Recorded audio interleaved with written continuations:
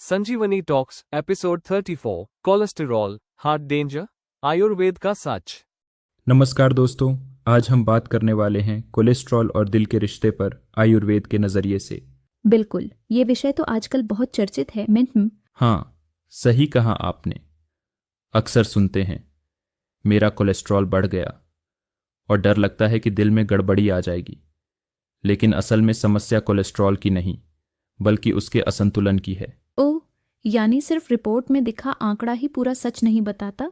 बिल्कुल, आयुर्वेद में इसे सीधे सीधे कोलेस्ट्रॉल के रूप में नहीं देखा जाता, बल्कि इसे मेद धातु के असंतुलन के रूप में समझा जाता है, जब यह शरीर में ज़रूरत से ज़्यादा भारी और चिकनाईदार हो जाता है।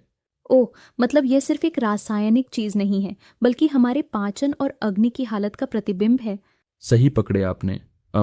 जब अग्नि कमज़ोर हो जाती है तो पाचन ठीक से नहीं हो पाता और फिर मेद धातु, जिसे हम कोलेस्ट्रॉल से जोड़ते हैं, असंतुलित हो जाती है। लेकिन डॉक्टर, इतने में ही क्या समस्या खत्म हो जाती है? नहीं नहीं, असल में बात तब और गहरी हो जाती है जब ये असंतुलन रक्त वाहिनियों में जमा होने लगता है। इससे रक्त प्रवाह में बाधा आती है और दिल पर अतिरिक्त दबाव पड़ता है, जिससे हार्ट डिजीज का खतरा बढ़ जाता है।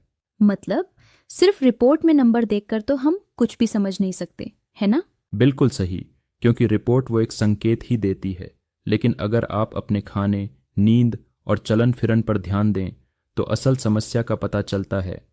असंतुलित मेद धातु और कमजोर अग्नि।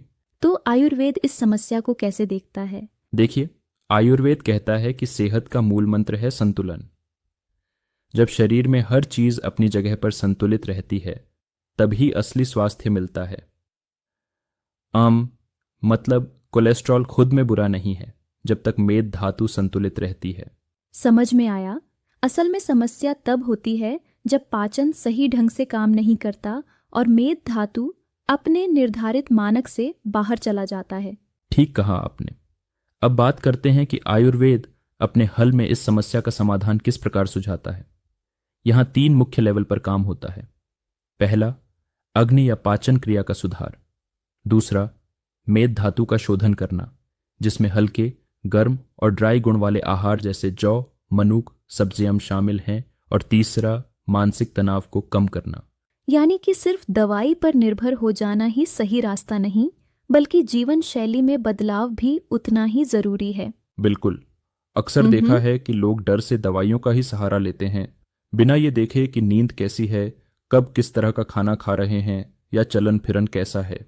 मैं सहमत हूँ, क्योंकि अगर आप अपने शरीर की हर अंग की देखभाल करते हैं तो रिपोर्ट्स में दिखाए गए नंबर भी प्राकृतिक रहेंगे। सही कहा आपने।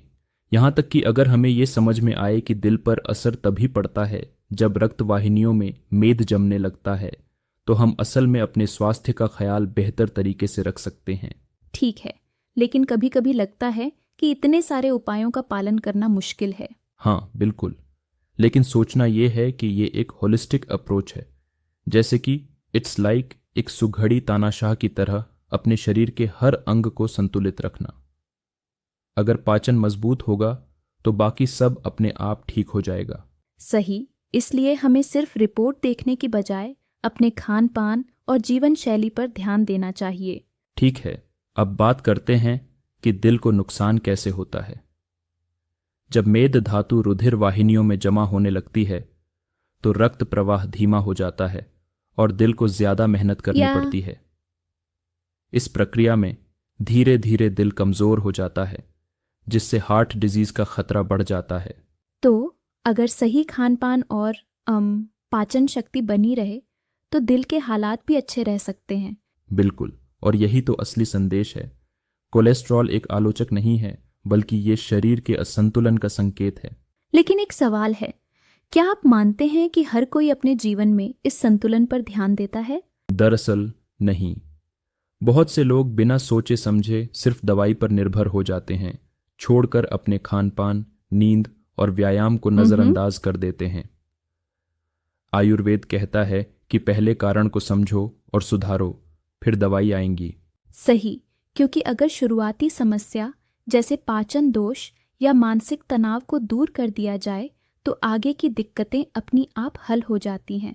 बिल्कुल, इसलिए ये होलिस्टिक अप्रोच ही सबसे असरदार है।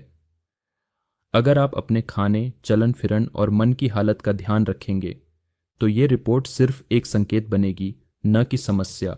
यानी कोलेस्ट्रॉल का डर दूर करने के लिए हमें अपने संपूर्ण स्वास्थ्य पर नजर रखनी होगी, न कि सिर्फ एक आंकड़े पर। ठीक कहा आपने। यह समझना जरूरी है कि असली खतरा कोलेस्ट्रॉल में नहीं बल्कि असंतुलन में छिपा है। और जब तक हम इस असंतुलन को सुधारने की कोशिश नहीं करते, तब तक दवाइयों पर निर्भर रहना हमें ज्यादा समस्या में डाल सकता है। बिल्कुल, इसलिए हमें अपने जीवन शैली में सुधार लाना चाहिए। सही आहार, समय पर नींद और नियमित व्यायाम शामिल करना चाहिए। मैं मानता हूं कि ये होलिस्टिक अप्रोच ही हमें स्वस्थ रखने में सबसे अधिक मददगार साबित होगी। तो दोस्तों, असल में संदेश यही है, कोलेस्ट्रॉल दुश्मन नहीं है, असंतुलन है। अगर हम अपने शरीर के हर पहलू पर ध्यान देंगे तो दिल स्वस्थ रहेगा और हमारा जीवन भी आनंदमय रहेगा।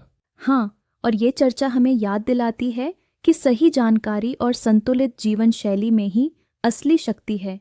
बिल्कुल, अपनी सेहत के प्रति जागरूक रहिए और याद रखिए, दवाई तो बाद में आती है, पहले अपने कारणों को सुधारिए। बहुत अच्छे से समझाया आपने। उम्मीद है कि ये बातचीत आने वाले दिन में बहुत से लोगों के लिए प्रेरणा बनेगी।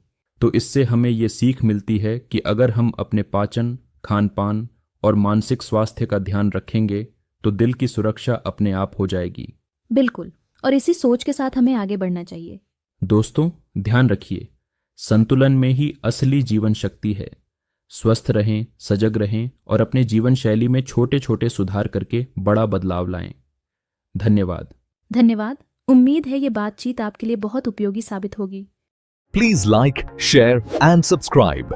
Comment on which topic